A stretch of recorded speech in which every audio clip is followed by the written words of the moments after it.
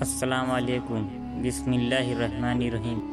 ماں کی نافرمانی کی سزا، اللہ کے ولی کا عبرتناک واقعہ۔ رسول اللہ صلی اللہ علیہ وسلم فرماتے ہیں کہ ہم سے پچھلی امت میں ایک نیک شخص تھے جو اللہ کے ولی تھے، جن کا نام جریج تھا۔ انہوں نے ایک گرجا تعمیر کیا تھا اور اس میں وہ اللہ کی عبادت کیا کرتے تھے، نماز ادا کرتے تھے۔ ایک مرتبہ یوں ہوا، جریج اپنی نماز میں تھے، تب ان کی والدہ آئی اور انہیں آواز دی کہ اے جریج آؤ، میں تم سے ملنے آئی ہوں۔ جریج نماز پڑھ رہے تھے جو کہ نفلی نماز تھی۔ انہوں نے سوچا کہ نماز مکمل کر کے ہی والدہ سے جا کر مل لیتا ہوں، لیکن نماز ختم ہونے تک والدہ ناراض ہو کر چلی گئیں۔ دوسری مرتبہ یہی ہوا، اس بار بھی والدہ نے آواز دی اے جریج میں ملنا چاہتی ہوں تم سے۔ جریج پھر اپنی نماز میں لگے ہوئے سوچا کہ اپنی نماز مکمل کر لیتا ہوں اور پھر جا کر مل لوں گا۔ تیسری مرتبہ بھی یہی ہوا، والدہ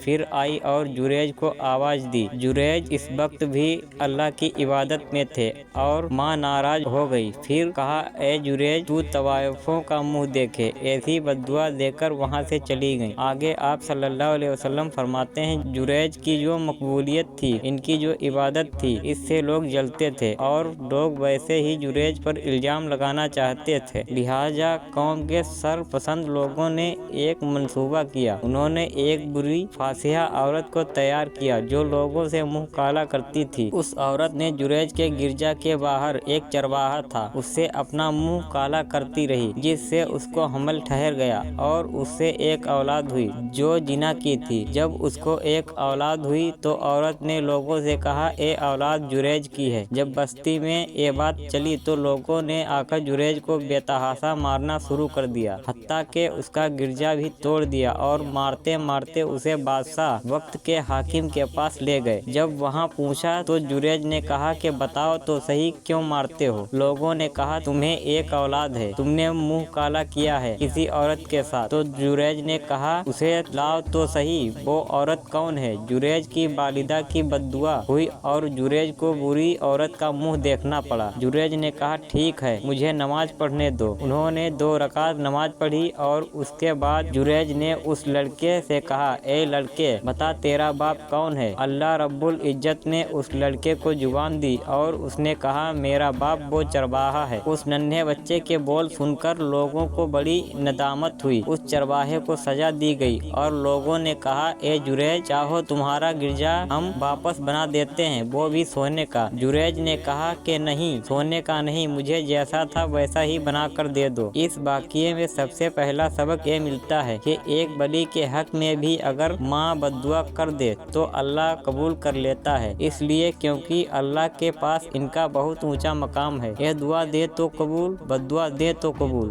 چاہے آپ کی شخصیت کچھ بھی رہے۔ سبحان اللہ۔ دوسرا سبق یہ پتہ چلتا ہے ایک معمولی سی لرزش جو جریج سے ہوئی، اس کا اتنا عظیم نقصان انہیں ہوا کہ اللہ رب العزت نے اتنی بڑی آزمائش میں ڈال دیا جریج کو۔ یہ ان کی بالکل بھی معمولی سی غلطی تھی، اللہ رحم کرے۔ ایسی غلطی تو آج ہم میں سے کون نہیں کرتا؟ ہمارے والدین 1000 مرتبہ آواز دیتے ہیں لیکن پھر بھی ہم انہیں نظر انداز کرتے رہتے ہیں، اللہ معاف کرے ہمیں۔ اس واقعے سے تیسرا اور اہم سبق جو ہمیں ملتا ہے وہ یہ ہے نفل عبادت پر والدین کی خدمت کو ترجیح دینا چاہیے۔ انشاءاللہ العزیز اللہ تعالی ہمیں اپنے والدین کا فرما بردار بنائے، ہمیں کہنے سننے سے زیادہ عمل کرنے کی توفیق عطا فرمائے، آمین اللہم آمین۔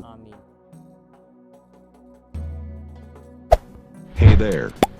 Subscribe to my channel. And also press this bell icon.